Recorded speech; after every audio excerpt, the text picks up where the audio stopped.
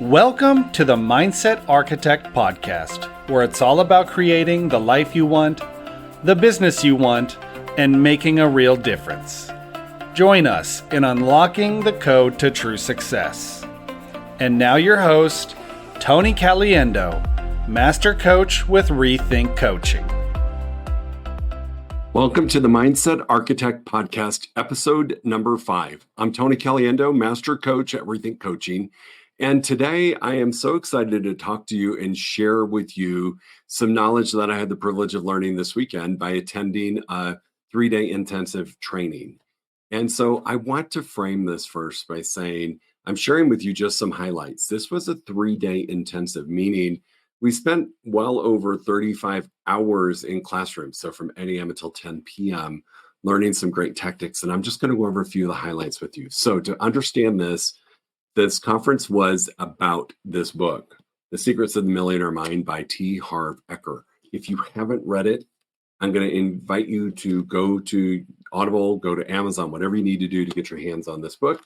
I have both the Audible and the hard copy. I just like having both.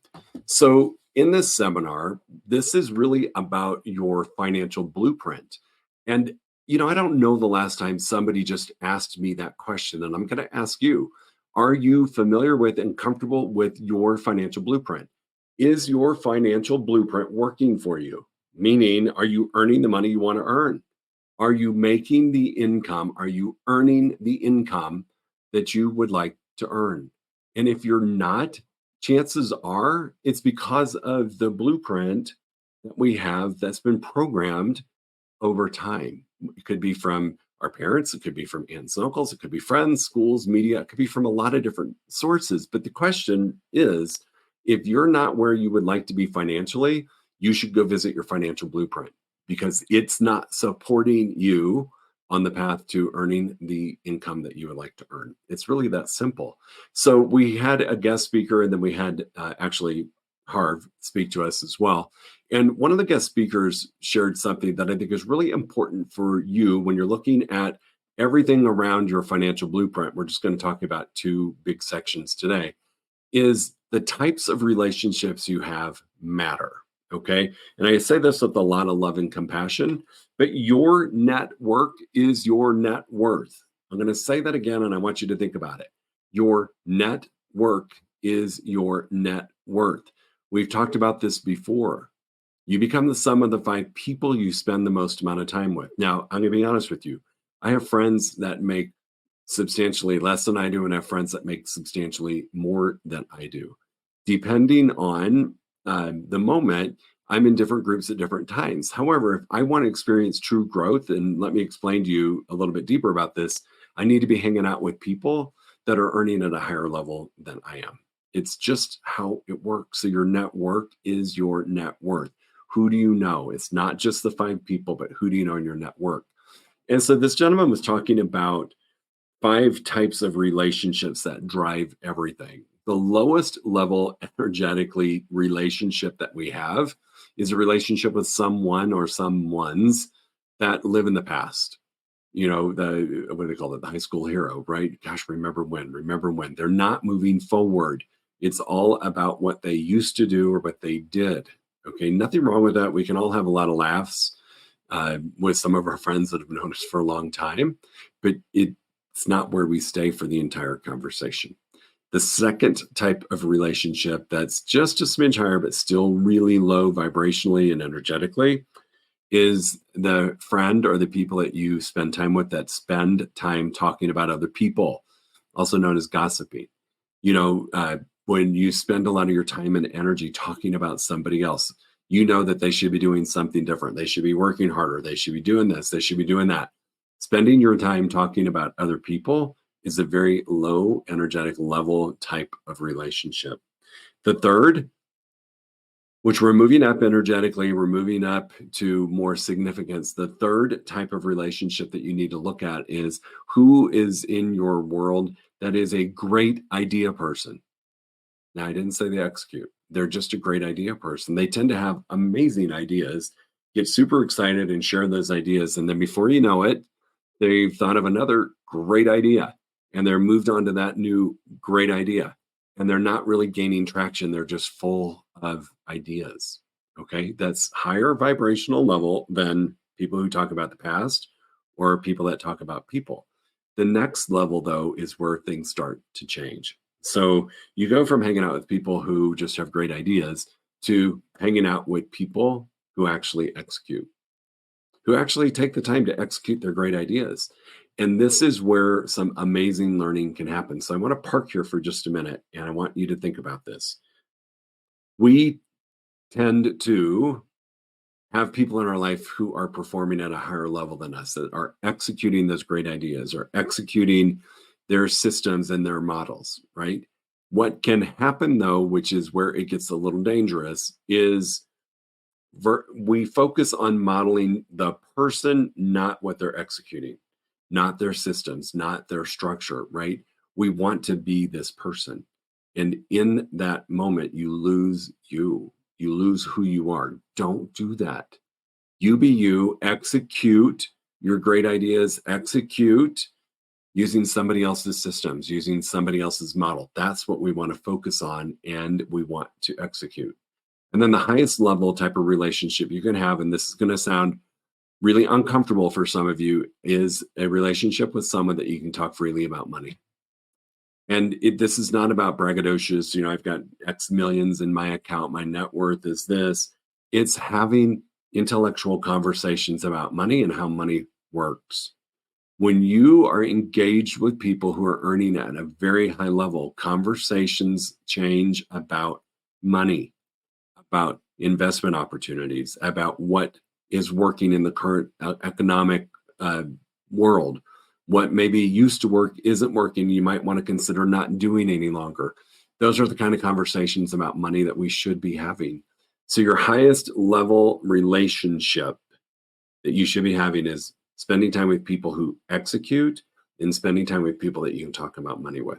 It's a game changer. You learn so much from other people who have already done what you want to do and are sharing some great information and are not afraid to talk about money. I know a lot of us were raised not to talk about money, that it's, rude or inappropriate.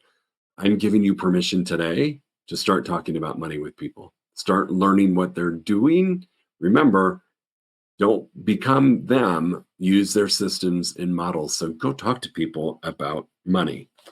So I'm going to say again, one more time, your net worth is your net worth. If you are not where you would like to be in your financial capacity, I'm going to invite you to look at your network.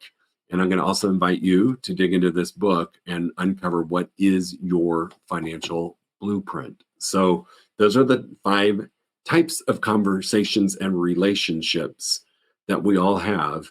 And the last 2, the execution and money, are the ones that you want to strive for, because those are actually going to move you forward.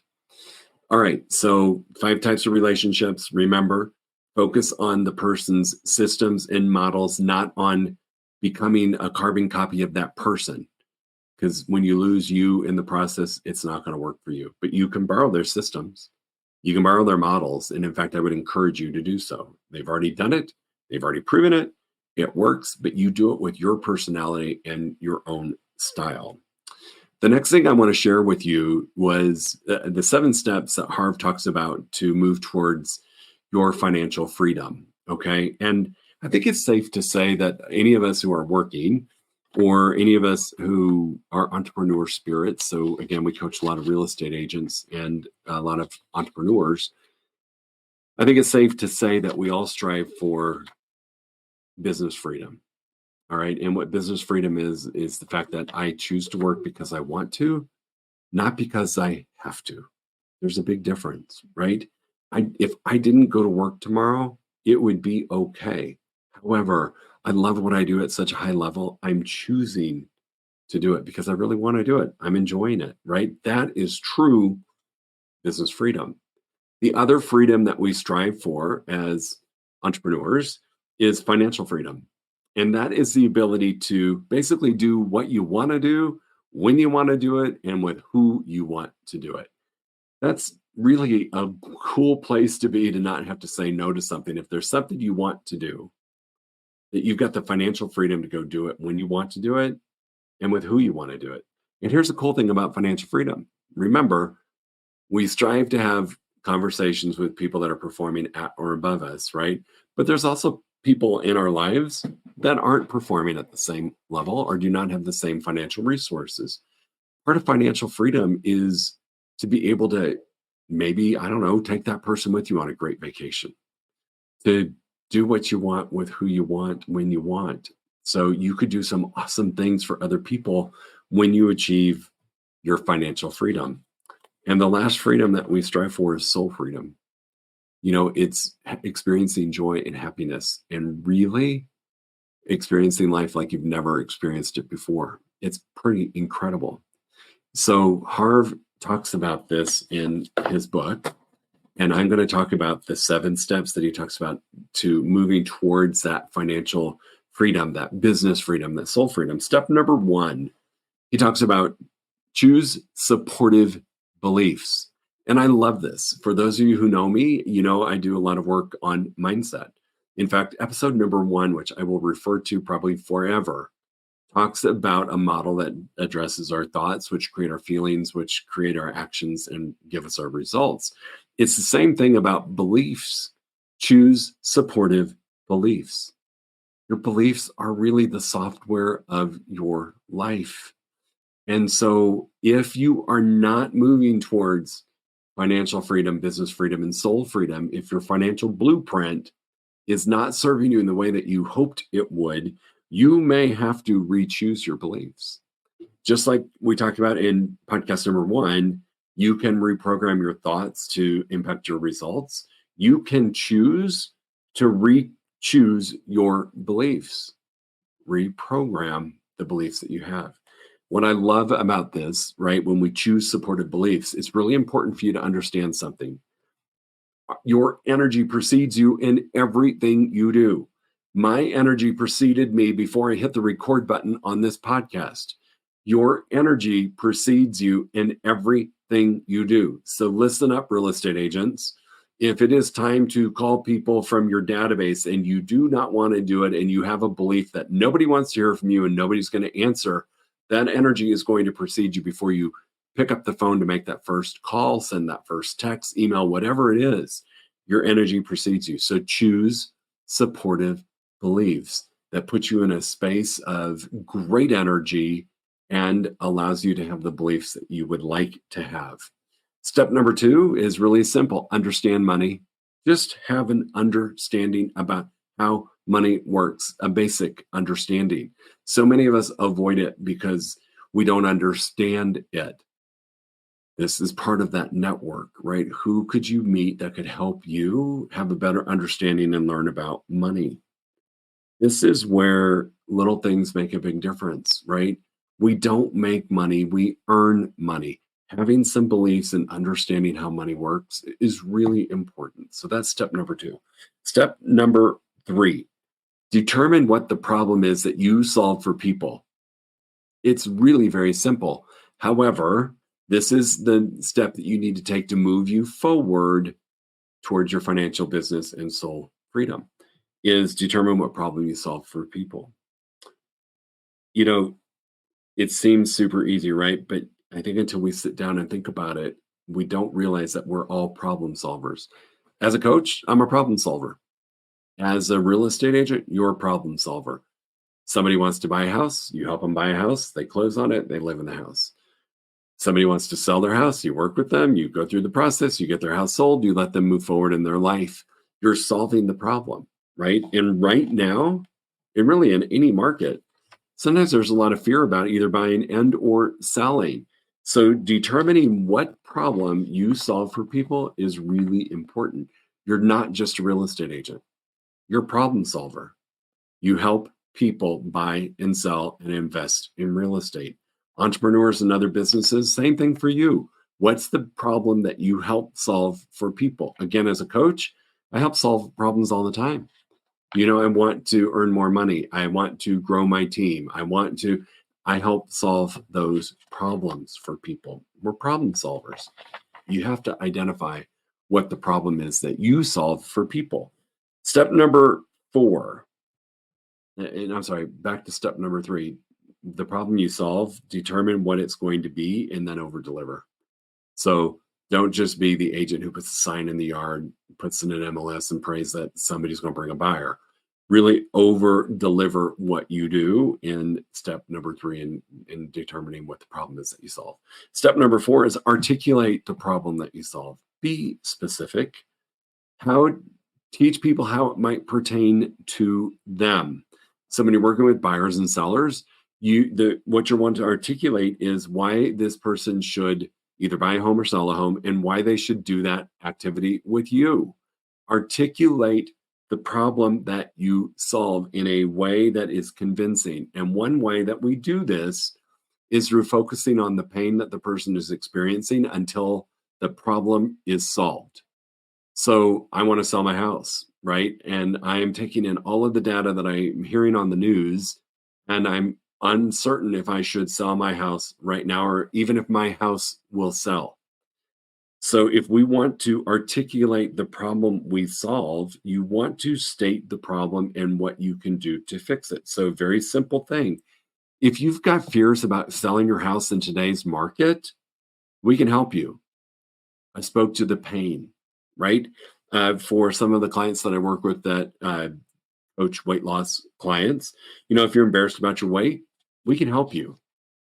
Articulate what the problem is, identify the pain that your target client is experiencing, and provide the solution. This is why they should do it and why they would want to do it with you. Step number 5, be unique and different. We talked a little bit about this when we talked about execution and we talked about, talking about money. And so many times we look up to somebody. Like I've got a couple coaches that I look up to and I think, my gosh, that's the bar in coaching and that's where I choose to go to. If I chose to emulate that coach and use their words and their dialect and their, tone, and I would lose me in that process. So make sure that you know enough and you stay true to you, that you are unique and different.